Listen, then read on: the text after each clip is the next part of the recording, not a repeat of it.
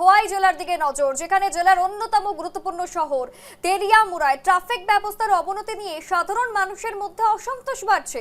শহরের বিভিন্ন গুরুত্বপূর্ণ এলাকায় অবৈধ পার্কিং, যানজট এবং ট্রাফিক বিশৃঙ্খলা এখন নিত্যদিনের সমস্যায় পরিণত হয়েছে। স্থানীয়দের অভিযোগ, অসম আগরতলা জাতীয় সড়কে তেলিয়ামুড়া লাগোয়া বিভিন্ন অংশে প্রায় প্রতিদিনই অবৈধভাবে যানবাহন পার্কিং এর জেরে যান চলাচল ব্যাহত হচ্ছে।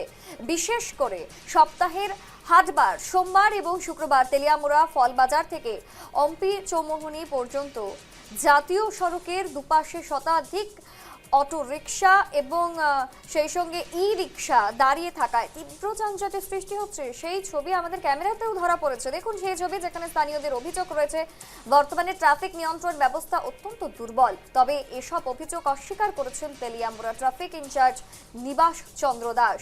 তার দাবি পরিস্থিতি নিয়ন্ত্রণে রয়েছে। ত্রিপুরার তেলিয়ামুড়ায় ট্রাফিক ব্যবস্থা নিয়ে অসন্তুষ্ট জনগণ, কিন্তু ট্রাফিক পুলিশের দাবি যে সমগ্র পরিস্থিতি নিয়ন্ত্রণে। কিন্তু ছবি বলছে ঠিক অন্য কথা, যেখানে এভাবেই রাস্তার দুধারে কার্যত সারি সারিভাবে দাঁড়িয়ে রয়েছে একেবারে অটোরিকশা থেকে শুরু করে ই রিক্সা।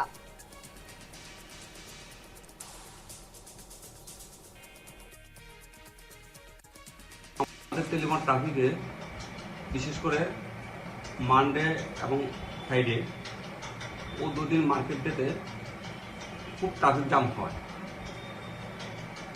এর মধ্যে যেখানে থাকার কথা গাড়ি 50টা, এখানে গাড়ি হয়ে যাচ্ছে 300-400। যার ধরুন বাইরের থেকে কিছু গাড়ি আসছে এবং আমাদের ট্রাফিক থাকে, তাদের জন্য সামাল দিতে খুব কষ্ট পাচ্ছেন। বিশেষ করে মশলতে অনেক গাড়িগুলো আছেন, যেখানে গাড়ি থাকবে একটা রাস্তায়, যেখানে 3টা রাস্তাকে ব্লক করে দিয়েছেন। এটা কন্ট্রোল করা বড় মুশকিল হচ্ছে।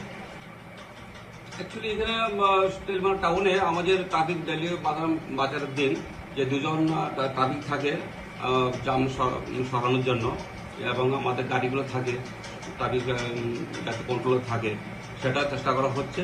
আর ভবিষ্যতে কী করা যায় সেটাও আমরা দিচ্ছি।